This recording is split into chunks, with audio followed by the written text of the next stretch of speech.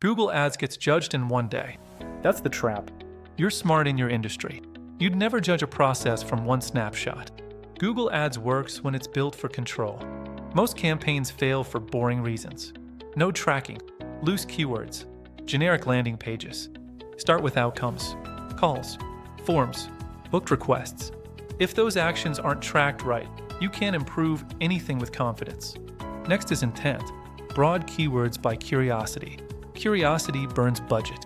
You want decision-ready searches, people close to choosing. Here's the control lever most people skip. Search terms. Search terms show what people actually typed. That's what you paid for. You keep the good. You block the junk. That block list is negative keywords. The landing page is the closer. If it's generic, results get expensive. A tight match improves cost and quality. This is not a one-time setup. It's a routine with decisions. If you want help building a controlled ads system, call 281-721-9422. We'll show options and costs. You pick the pace.